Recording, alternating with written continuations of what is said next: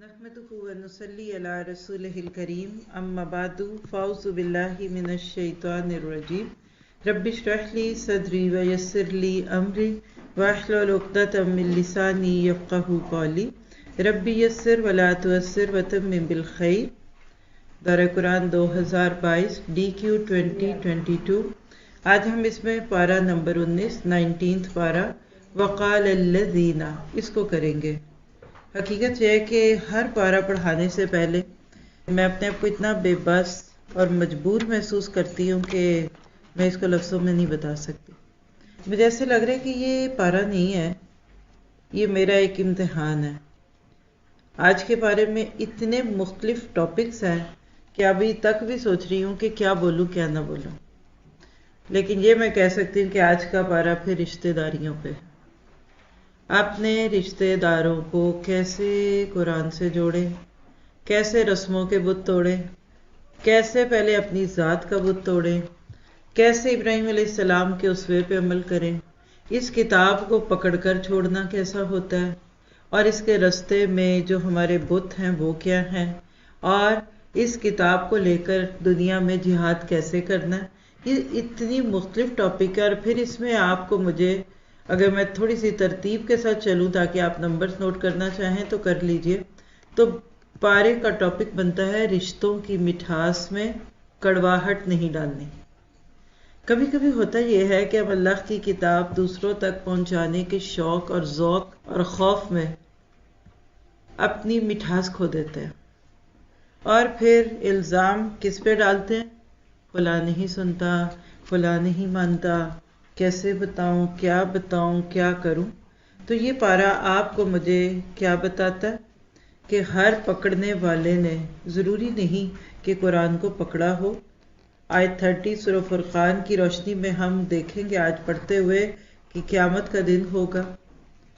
نبی کی سفارش کی امید تھی لیکن شکایت لگنے لگی، یا ربی ان قوم اتخذوا ھذا القرآن مہجورا، یعنی قرآن کو پکڑ کر چھوڑنا کیا ہوتا ہے، یہ آج ہم اس میں دیکھیں گے۔ پھر اللہ کا اپنے نبیوں کے دلوں کو باندھ دینا، وہ بھی انسان ہوتے تھے۔ جب بھی کبھی انسان اللہ کے رستوں میں نکلے گا تو اس کو مشکل ہوگی۔ تو بری دوستیاں کیا ہیں، وہ تعلقات کیا ہیں، وہ دوستیوں کے رشتے کہ جو ہمیں اس کتاب کو بار بار چھڑوا دیتے ہیں۔ کئی دفعہ آپ دیکھیے ہم اپنی زندگی میں دیکھتے ہیں، اچھا بھلا انسان ہدایت کے قریب ہوتا ہے، ایک کورس شروع کر لیتا ہے، چلے اور کچھ نہیں تو دورہ قرآن شروع کیا تھا، لیکن پھر کسی نہ کسی وجہ سے چھوٹ گیا۔ اور اسی طرح سے ہم ذرا سا آگے جائیں گے نا تو ہم اس میں ایک اور مضمون دیکھیں گے، وَجَاهِدْهُمْ بِهِ جِهَادًا كَبِيرًا، آیت 52 ہے سورہ فرقان کی، کہ اس قرآن کو لے کر معاشرے میں نکلیے اور جہاد کیجیے۔ اور ہم جانتے ہیں کہ سورہ فرقان مکی صورت ہے، اور مکہ میں جہاد بھی سیف نہیں تھا، یہ بھی اب بات انڈرسٹوڈ ہے۔ سورہ بقرہ میں دیکھا، پھر سورۃ حج میں آپ نے دیکھا کہ پہلی دفعہ تو وہاں اجازت ملتی ہوئی دکھی۔ یہ ہے وہ جو اصل میں کئی دفعہ ہماری آنکھوں میں آنسو لے آتا ہے جب ہم اپنے پیاروں کی نظروں میں اپنے لیے بے اتنائی اور بیزارگی دیکھتے ہیں، اور کبھی کبھی دوسرے پھر ہمیں تانے بھی دینے لگ جاتے ہیں کہ تم نے قرآن کوئی نیا پڑھا، سارے ہی تو پڑھتے ہیں، تم پتہ نہیں کس قرآن کی باتیں کرتی ہو۔ آپ تھوڑا سا آگے جاتے ہیں تو آیت 54 فرقان میں رشتہ داریوں کی بات ہے، کھٹے میٹھے رشتے۔ آیت 53-54 میں اللہ نے دو مختلف قسم کے پانیوں کے ملنے کو، اور ساتھ ہی پھر فرما دیا کہ وہی ہے جس نے پیدا کیا تم کو پانی سے، اور فَجَعَلَهُ نَسَبًا وَصِہْرًا، تمہارا سسرال بنا دیا۔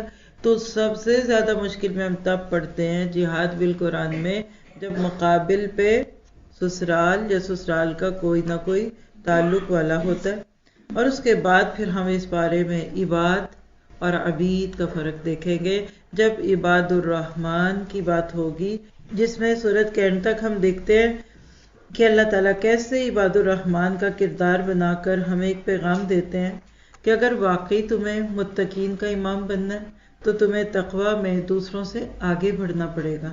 ایک خوبصورت مائنڈ سیٹ ہے اس پورے رکوع میں، اور اسی میں ہم دیکھتے ہیں بچے آنکھوں کی ٹھنڈک کب بنتے ہیں۔ جب آپ ان کے ساتھ جہاد بالقرآن کرتے ہیں۔ سورہ فرقان میں آیت 74 میں آپ کو ایک بڑی خوبصورت سی دعا ملنے والی ہے کہ جب تمہاری ناسمجھیاں اور کچھ ان کے دل کی سختیوں کی وجہ سے قرآن کی بات سن کر وہ غصے میں آ جائیں تو تم نے کیا کرنا ہے؟ دعائیں مانگنی ہے، کیونکہ دعائیں وہ کمی دور کر دیتی ہیں جو ہماری کوششوں میں ہوتی ہیں۔ اور اس طریقے سے ہم اس پورے قرآن کو پڑھتے پڑھتے ایک بات کے یقین رکھنے والے ہو جاتے ہیں، جو مرضی ہو جائے یہ دنیا مٹی ہے اور آخرت سونا ہے۔ میں آپ سب کے ساتھ ایک چھوٹی سی مثال شیئر کرنا چاہتی ہوں ابھی سے، تاکہ جب آپ قرآن پاک کو پڑھ رہے ہوں اس پارے کے ترجمے کے دوران خاص طور پہ، تو پھر آپ اس وقت ضرور سوچیں، بہت سارے فیصلے کرنے آسان ہو جائیں گے جب ہم مٹی اور سونے کا فرق پہچان جائیں گے۔ آپ دیکھیے کہ سونا 1 لاکھ نہیں 1.25 لاکھ کا ہو گیا تقریباً، پھر بھی لوگ لیتے ہیں۔ ہمیشہ سونے کو ایک قیمتی دھات سمجھا جاتا ہے۔ اس کی چمک دمک نے ہر دور میں انسانوں کی نظروں کو خیرہ کر دیا۔ وجہ 2 بڑی وجوہات۔ نمبر 1، اس کو زنگ نہیں لگتا، اور دوسری بات ہے کہ یہ مضبوط ہوتا ہے۔ آپ سونے کی انگوٹھی بنوا لیں، زنگ سے پاک، پانی میں استعمال کریں، سارا دن گھر میں کام کریں، میلا ہو جائے گا، گندا ہو جائے گا، لیکن اس کو زنگ نہیں لگتا۔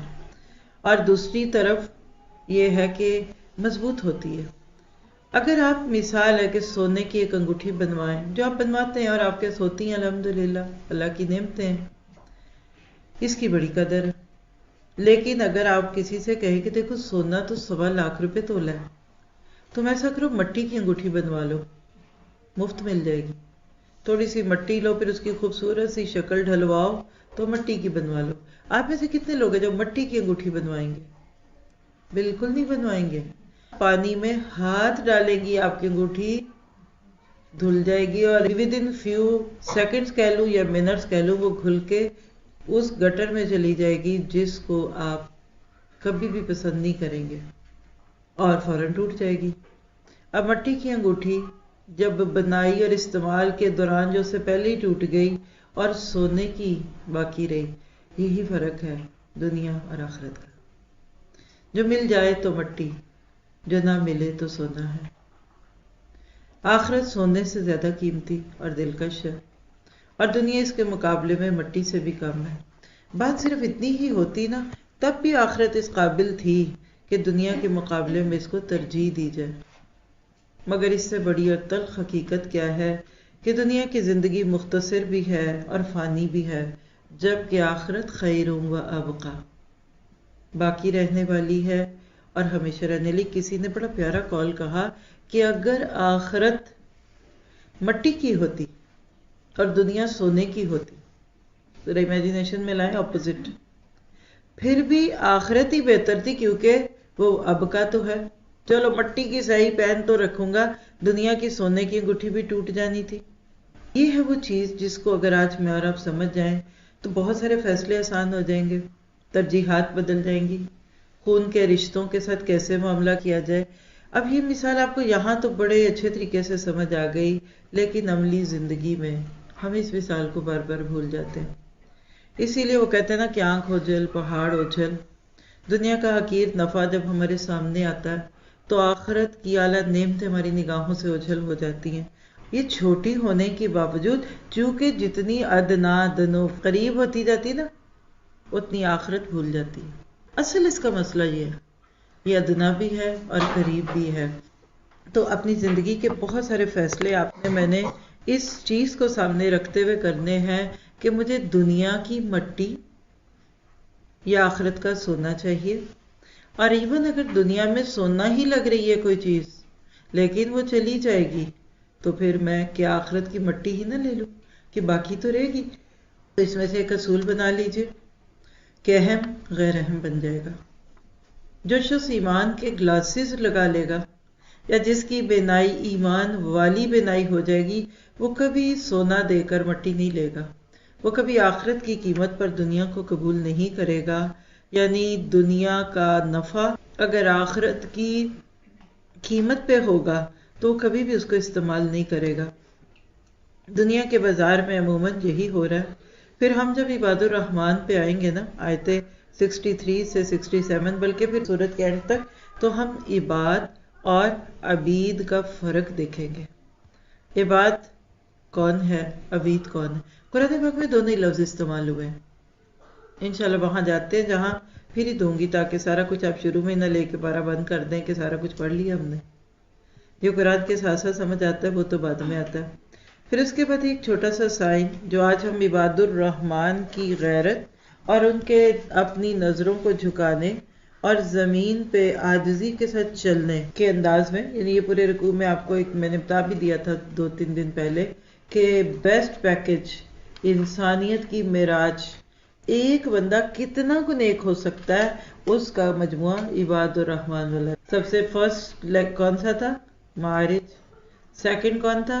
قد افلح المؤمنون والا کمبینیشن۔ اور آج ہم دی بیسٹ پیکج پڑھنے لگے ہیں، تو اس میں ہم دیکھیں گے کہ بہترین لوگ کون ہوتے ہیں کہ جب وہ لغویات سے گزرتے ہیں تو وہ کیا ہو جاتے ہیں؟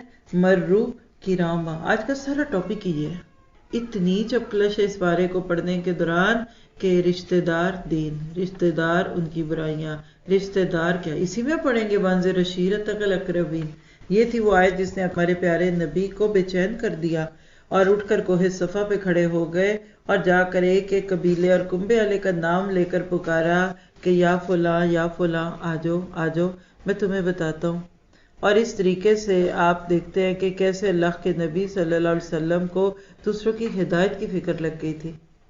تو سورہ شورہ کی آیت 2:14 میں ہم دیکھیں گے کہ دوسروں کی ہدایت کی فکر نہ ہونا اس بات کی دلیل ہے کہ تمہاری اپنی ہدایت ابھی پوری نہیں ہے۔ اور اسی طرح سے ہم عباد الرحمن کے ناطے سے ایک چھوٹی سی چیز دیکھیں گے۔ کسی نے شیئر کیا کہ مارچ میں لنڈن شہر کے ود ان جو ٹرینز چلتی ہیں انڈر گراؤنڈ، تو اس میں ایک سائن پوسٹڈ ہے اور اس میں انہوں نے لکھا ہوا تھا، انگلش کا جملے ہیں جو اس کا مطلب یہ ہے کہ کسی کو مطلب وہ شہوت والی نظروں سے دیکھنا بھی سیکشل ہراسمنٹ ہوگا، تو اس پہ پولیس آپ کو پکڑے گی۔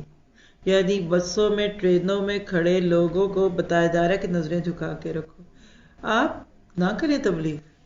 ہم مسلمانوں کی کوئی نہیں اللہ کو ضرورت، یہ تھوڑے عرصے میں ان لوگوں نے اب جیرو نقاب تو پہن ہی لی ہے نا، انہوں نے نظریں بھی جھکانی ہیں، پھر انہوں نے کہنا دیکھنا نظروں سے ریس نکلتی ہیں، پھر اگلا کنفیوز ہو جاتا ہے، پھر وہ جس کام کے لیے جا رہا ہوتا ہے اس کا دماغ ادھر سے ادھر نکلتا ہے۔ جب ہم یہ باتیں اسلام کے نام پہ کہتے تو کہتے مسلم ایسے مسلم ویسے، اور آپ کو اس بارے میں قلب سلیم بھی دکھے گا، دوسروں کی ہدایت کے لیے تڑپتا ہوا دھڑکتا ہوا دل، اور آپ کو اس بارے میں رسموں کے بت توڑتے ہوئے ابراہیم دکھیں گے کہ فزیکل بت توڑے اور کیسے خاندان کے نام پر جو جھوٹی رسمیں ہوتی ہیں ان کو پیچھے کر کے خالق اور مخلوق کے رشتے کو نمایاں کر دیا۔ اور اسی طرح سے لا طاعۃ لمخلوق فی معصیۃ الخالق، کیسے خالق اور مخلوق کے رشتے میں توازن رکھا جائے، آپ ابراہیم کے برے قصے اور خاص طور پہ سورہ شورہ کی آیت 77 میں بھی دیکھتے ہیں۔